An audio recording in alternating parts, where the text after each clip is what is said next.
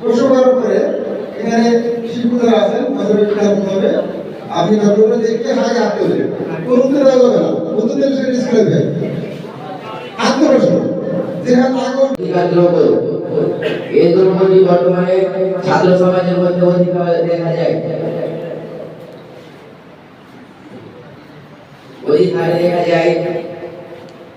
এটি আমাদের শারীরিকভাবে অনেক ক্ষতিগ্রস্ত করে, যেমন শরীরে ক্যান্সার সৃষ্টি করে। মাদকের মধ্যে অনেক ধরনের ভাব আছে, যেমন সিগারেট, ইয়াবা, মাবা, গাঁজা ইত্যাদি। সিগারেটের যেমন 10টি সিগারেটের মধ্যে যে নিকোটিন থাকে, এই নিকোটিনটা যদি কোনো ইঁদুরের মধ্যে প্রবেশ করা হয়, ইনজেক্ট বের করতে গিয়ে ইঁদুর সাথে মারা যাবে। আর এটা আমরা চাই না যে এটা ছাত্র সমাজের মধ্যে ছড়িয়ে পড়ুক, আমরা একে প্রতিরোধ করতে চাই। এই বলে আমি আমার সংক্ষিপ্ত বক্তব্য শেষ করছি। আসসালামু আলাইকুম। বুঝানো সচেতন করা কোন কাজ হলো বিদ্যালয়ের প্রধান শিক্ষক সিরাজুল ইসলাম মহোদয়,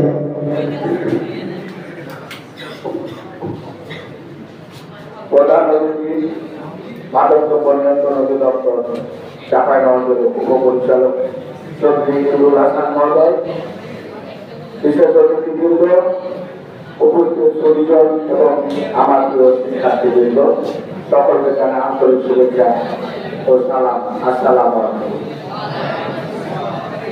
প্রথমে ধন্যবাদ ও কৃতজ্ঞতা জানাই মাদক দ্রব্য নিয়ন্ত্রণ অধিদপ্তর চাঁপাইনবাবগঞ্জের সম্মানিত উপপরিচালক চৌধুরী নুরুল হাসান মহোদয়কে, যিনি এত সুন্দর একটি মাদক বিরোধী আলোচনা সভায় আমাকে বিশেষ অতিথি হিসেবে আমন্ত্রণ জানিয়ে কথা বলার সুযোগ করে দেওয়ার জন্য। তোমরা হয়তো অনেকে জানো কি জানো না, আমি একজন সাংবাদিক। আমার বাড়ির পাশেই রামচন্দ্রপুর হাট। আমার বাবা ছিলেন একজন বিশিষ্ট শিক্ষানুরাগী শিক্ষক। শিক্ষা প্রতিষ্ঠান সহ এলাকার বিভিন্ন প্রতিষ্ঠানে ওনার অবদান রেখে গেছে। আমার বাবার নাম আলহাজ মহবুবুদ্দিন মাস্টার। পাশে বাবার প্রতিষ্ঠিত একটি শিক্ষা প্রতিষ্ঠান আছে, আলহাজ মহবুবুদ্দিন নুরানি কিন্ডারগার্টেন ও মহিলা হাফেজিয়া মাদ্রাসা। আমার বাবা চকরমপুর প্রাইমারি স্কুলে 39 বছর সুনামের সহিত শিক্ষকতা করেছেন। যাই হোক, আর জীবন হোক আলোচিত মাদক ও পরাজিত শিক্ষক মাদক বিরোধী আলোচনা সভায় উপস্থিত থেকে পড়ে আমি নিজেকে সত্যি গর্বিত মনে করছি। আরো গর্বিত বোধ করছি কারণ আমি ঐতিহ্যবাহী শিক্ষা প্রতিষ্ঠান কৃষ্ণগোবিন্দপুর উচ্চ বালক বিদ্যালয়ের ছাত্র ছিলাম। এখান থেকে 1986 সালে এসএসসি পাস করেছিলাম। এটি আমার প্রিয় শিক্ষা প্রতিষ্ঠান। আর প্রিয় শিক্ষা প্রতিষ্ঠানে আজ মাদকের বিরুদ্ধে কথা বলতে পারি, সত্যি এটি আমার জন্য আনন্দের আর কি হতে পারে। যা মাদক মুক্ত তারুণ্য চাই, এই স্লোগান শুধু একটি কথা নয়, এটি আমাদের ভবিষ্যৎ রক্ষার দৃঢ় অঙ্গীকার। সম্মানিত উপস্থিতি, মাদক আজ আমাদের সমাজের জন্য এক ভয়াবহ অভিশাপ। এটি শুধু একজন মানুষকে নয়, একটি পরিবার, একটি সমাজ, এমনকি একটি দেশকেও ধ্বংসের দিকে ঠেলে দেয়। বিশেষ করে আমাদের তরুণ প্রজন্ম যারা আগামী দিনের নেতৃত্ব দেবে, তারা যদি মাদকের পড়ার কাছে আটকে যায় তাহলে আমাদের ভবিষ্যৎ অন্ধকার হয়ে পড়বে। আমি একটি বাস্তব ছোট্ট ঘটনা বলে আমার বক্তব্য শেষ করবো। রাজশাহী চারঘাট এলাকায় একটি গ্রামের মেধাবী ছাত্র রাখি, ছোটবেলায় আমার সাথে পরিচয় হয়েছিল। খুব মেধাবী ছাত্র ছিল সে। আমি রাজশাহী গেলে তার সাথে দেখা করতাম, লেখাপড়ার বিষয়ে খবর নিতাম, সাহায্য করতাম। ছোটবেলা থেকে তার স্বপ্ন ছিল বড় হয়ে ডাক্তার হবে, কিন্তু খারাপ সঙ্গের কারণে সে ধীরে ধীরে মাদকের দিকে ডুবে পড়ে। প্রথমে সিগারেট, তারপর গাঁজা, শেষে এবারে তার পতন শুরু হয়। এক সময় সে পড়াশোনা থেকে শিখতে পড়ে, পরিবার থেকে দূরে সরে যায়। তার মা বাবার স্বপ্ন ভেঙে চুরমার হয়ে যায়। এমনকি নেশার টাকার জন্য সে নিজের পায়ে গহনা চুরি করে বিক্রি করে। শেষ পর্যন্ত সে হারিয়ে ফেলে তার ভবিষ্যৎ, তার মান সম্মান, তার পরিবার সব কিছু। তারপর মেধাবী ছাত্র রাকিব লজ্জে আমার সাথে আসে, দেখা করতে না। তার বাবা মা আমার সামনে অনেক কান্নাকাটি করতেন, বলতেন বাবা আমার ছেলেটাকে বাঁচান, কিন্তু তাকে মাদকের ঘোড়ার কাছ থেকে আর ফেরানো যায়নি। তারপর আগে বলতে আমি আর অনেকদিন ভোট দিই, দেখা করছি, জানি না এখন সে কেমন আছে, কোথায় আছে। প্রিয় শিক্ষার্থীরা, এই রাকিব শুধু একজন নয়, এটি আমাদের সমাজের হাজারো তরুণের প্রতিচ্ছবি। তাই আমি তোমাদের উদ্দেশ্যে বলতে চাই, মাদক কখনো আনন্দ নয়, এটি ধ্বংসের হাত। একবারে জড়িয়ে পড়লে ফিরে আসা খুব কঠিন।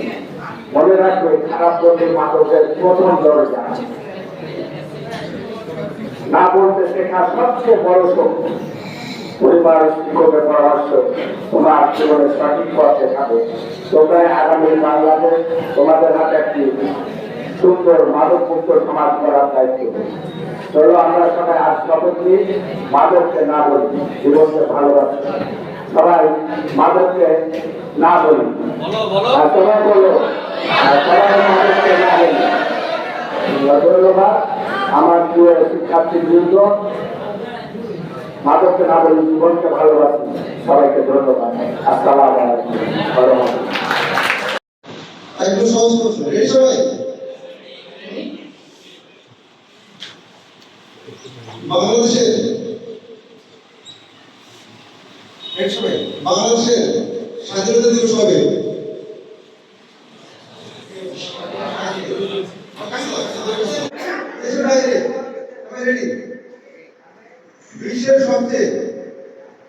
বিশ্বের সবচেয়ে হাসতেছে সবাই, বিশ্বের সবচেয়ে জনবহুল দেশ কোনটা? জনবহুল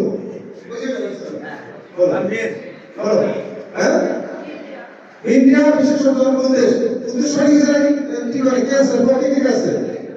বিশ্বের সবচেয়ে জনবহুল দেশ ইন্ডিয়া, কে আছে? পক্ষে কে? পক্ষে কে? এই কথা রাখো।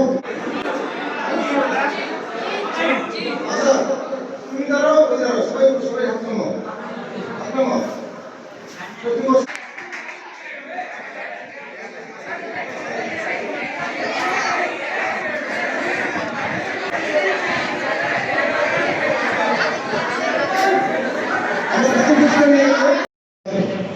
অসুস্থ মনে আছে, কেন অসুস্থ মনে আছে? তার প্যারেন্টসকে বা অভিভাবককে জানাতে হবে, গুরুত্বপূর্ণ কাজ ছিল এগুলো। একদম সহজ প্রশ্ন, রেডি সবাই?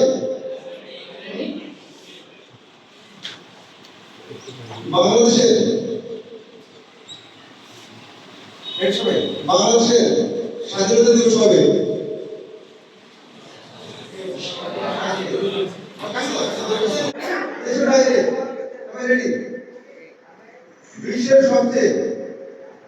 বিশ্বের সবচেয়ে হাসতেছে সবাই, বিশ্বের সবচেয়ে জনবহুল দেশ কোনটা? জনবহুল